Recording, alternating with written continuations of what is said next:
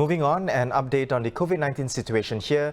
278 new cases were confirmed today, taking Singapore's total to over 51,800.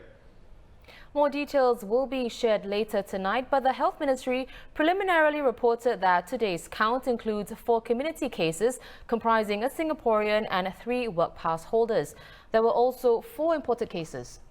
Now, on imported cases, Singapore is seeing a third wave of imported COVID-19 cases, with more than 100 such cases confirmed in the past month. Including today's numbers, a total of 692 imported cases were confirmed here. The number of daily imported cases had earlier dropped to 0 as travel restrictions tightened in Singapore and around the world.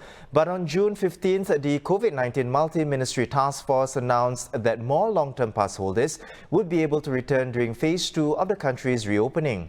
And on June 30th, Singapore saw its first imported case in more than 2 weeks. Another 106 cases were reported up until yesterday, and they were imported from 9 different countries. More than half of them came from India, followed by the Philippines, and the rest from countries like Indonesia, Pakistan, and the US. We have journalist Timothy Goh to discuss this further. Timothy, for a start, explain to us the process that travellers have to do once they enter Singapore. What do they have to go through? So right before travellers want to come back to Singapore, they first need to get approval from the authorities. After they've been approved, when they come back to Singapore, they'll be issued a 14-day stay-home notice.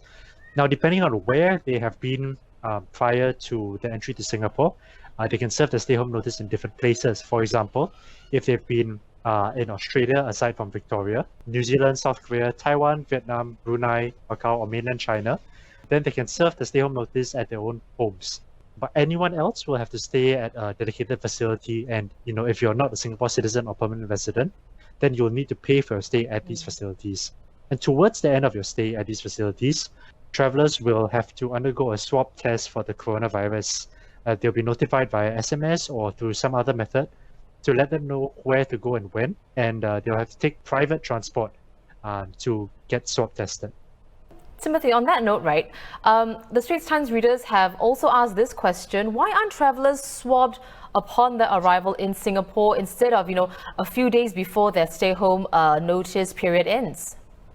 Many experts have spoken about this before, and the general consensus is that the coronavirus itself is not as easy to pick up in the earlier days of infection because people tend to have a lower viral load. So if you were to swab someone early on, there's a risk that you may miss them out and then wrongly clear them and give them this sense of false security that they are uninfected. Timothy, can we have a better understanding of who are these travellers who are coming into Singapore? Under what circumstances are they entering here? So first, I need to clarify that all these imported cases, at least, have all been long-term pass holders rather than, say, tourists or anything like that.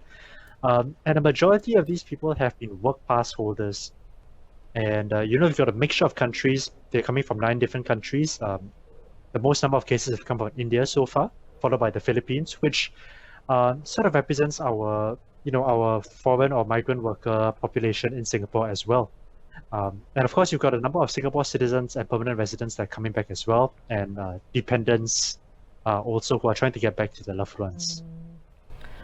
What is being done to ensure that the situation is kept under control and that the number of imported cases remains manageable, Timothy? So I'll speak to some experts on this, and the general idea right now is that the current quarantine procedures are sufficient because you quarantine the person, and if they test positive, then because of the quarantine, they haven't been in contact with anyone else, and so they haven't been able to spread the infection. So you've essentially isolated the threat already, and you can quickly treat it and deal with it later on in a hospital or another kind of facility. Aside from that, however, what some people have suggested is that perhaps we could consider making use of the new rapid test kits that are being developed to test people upon their arrival into Singapore, to remove the need to even quarantine them in the first place and get this threat out of the way at the very start. But what we have right now is considered to be sufficient.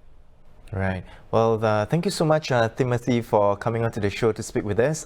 And we were speaking to journalist Timothy Goh on Singapore's third wave of imported COVID-19 cases.